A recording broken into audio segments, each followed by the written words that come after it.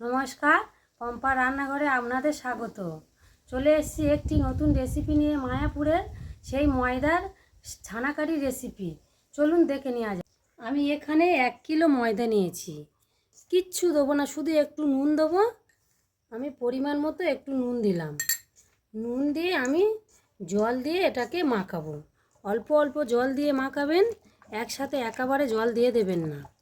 দিয়ে এটা একেবারে মেখে আমি 1 ঘন্টার জন্য ঢাকা দিয়ে রেখে দেবো। ময়দাটা দেখো কত সুন্দর মাখা হয়ে গেছে। এবার আমি এটাকে 1 ঘন্টার জন্য একটু সাদা তেল দিয়ে আমি ঢাকা দিয়ে রেখে দেবো। 1 ঘন্টা কিন্তু বন্ধুরা ঢাকা দিয়ে রাখতে হবে।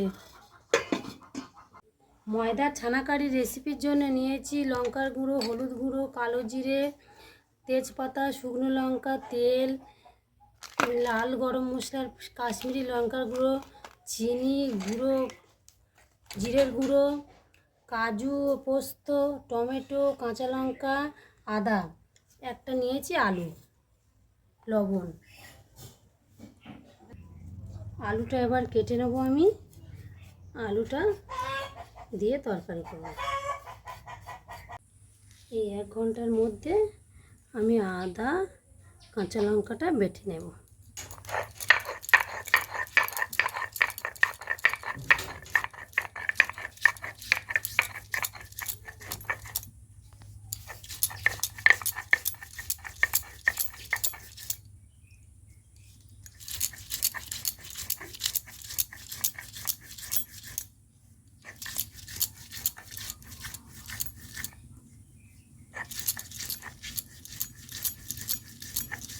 আদাটা বাটা হয়ে গেল, এবার আমি তুলে নেব।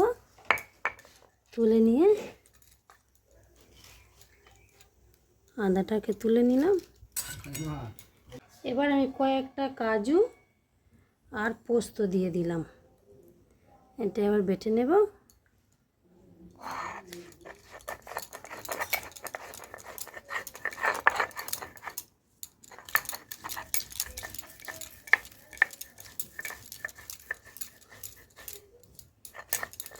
কাজু আর পোস্তটা বাটা হয়ে গেল। এবার আমি ওটাকে নামিয়ে কাজু পোস্তটা তুলে নেব। 1 ঘন্টা পরে আমি খুলে নিলাম। দেখুন ময়দাটা কেমন সুন্দর হয়ে গেছে। এই ময়দাটা আমি এবারে জল দিয়ে ময়দাটার মধ্যে জল দিয়ে দেবো। জল দিয়ে চটকাবো। চটকে ময়দার ওই সাদা অংশটা বেরিয়ে যাবে। 5-7 বার আমি ধুয়ে নেবো। দেখুন বন্ধুরা, 5-7 বার এইভাবে আমি ধুয়ে নেবো ময়দাটা। 1 হাতে আর হচ্ছে না, 2 হাত দিয়ে চটকে ধুয়ে নেব। 5-7 বার ধুয়ে নিয়েই আমি পরিষ্কার করে নিয়েই দেখাচ্ছি। দেখুন কেমন আর সাদা দুধের মতো জলটা বেরোচ্ছে না। দেখুন আমি 1 কিলো ময়দা নিয়েছিলাম, কোনটুকানি হয়েছে, আর জল বেরোবে না সাদা। এটাকে আমি এবারে 1 মিনিটের মধ্যে একটু জলটা ছাঁকতে দেবো। নাও দিলে হবে, তা আমি একটু দিয়ে নিই। উনুনের মধ্যে একটা কড়া বসিয়ে দিলাম। কড়াই তেল দিলাম, দিয়ে আমি এইগুলো দেখুন কেমন হয়ে গেছে শুকনো। আমি এবার এইভাবে ছোট ছোট করে লেচি কেটে নেব। ছোট ছোট লেচি কেটে নেব।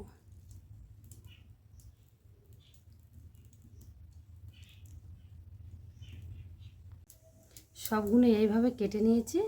এবার কড়ার মধ্যে আমি দিয়ে দেব।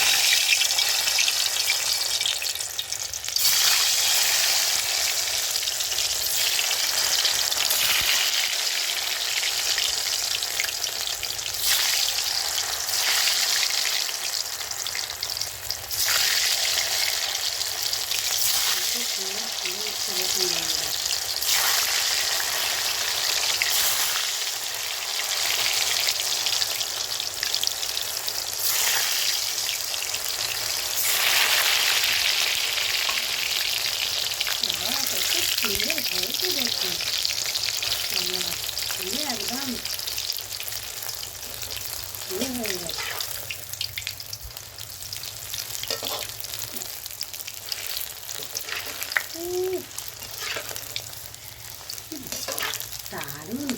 যাচ্ছে।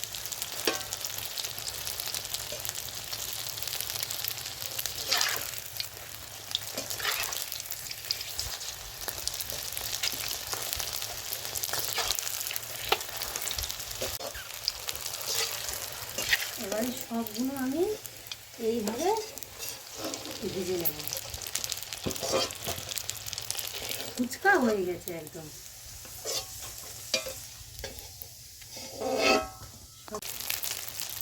কত সুন্দর হয়েছে দেখুন বন্ধুরা, কত বড় বড় হয়েছে আপনারা দেখুন।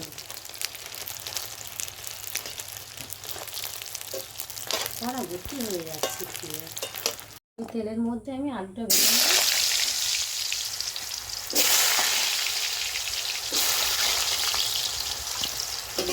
আলুটা ভালো করে ভেজে নেব। আলু ভাজা হয়ে গেছে, আলুগুলো এবার তুলে নেব।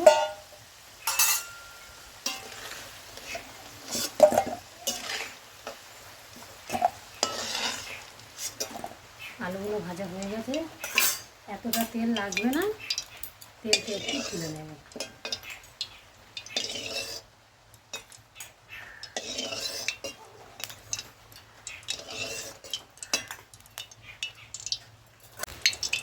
ওই তেলের মধ্যে তেজপাতা দিলাম, শুকনো লঙ্কা দিলাম, কালো জিরে দিলাম,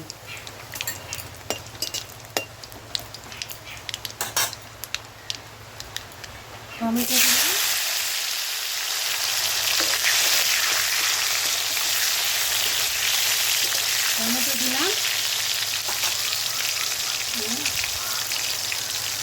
আদা আর কাঁচা লঙ্কাটা দিয়ে দিলাম,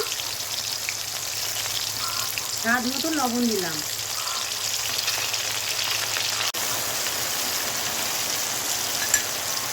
হলুদ গুঁড়ো,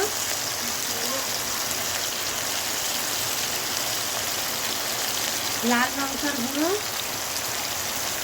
দিয়ে একটু জল দিয়ে দিলাম। মশলাটা তেল ছেড়ে গেছে, এবার ভেজে রাখা আলুটা দিয়ে দেবো। আলুটা ভালো করে কষিয়ে নেব।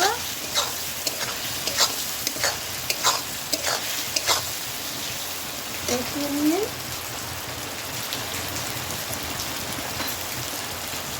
এবার আমি কাজু বাদাম আর পোস্তটা দিয়ে দেবো।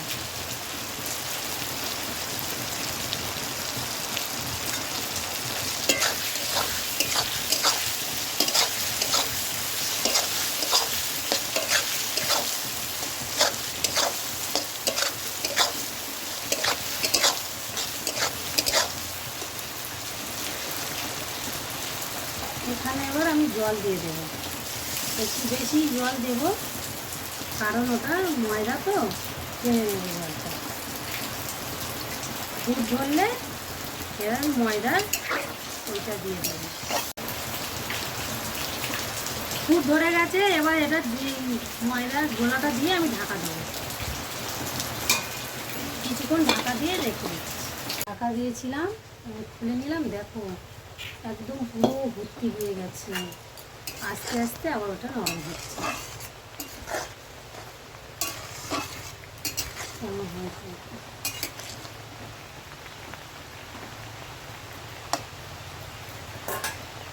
দিয়ে দেবো স্বাদ মতো চিনি।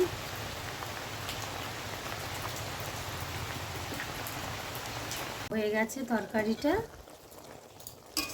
দেখুন কত সুন্দর হয়েছে।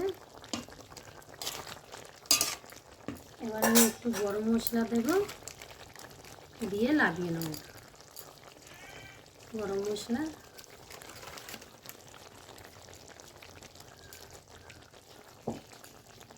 তুমি একটু টেস্ট করে দেখো।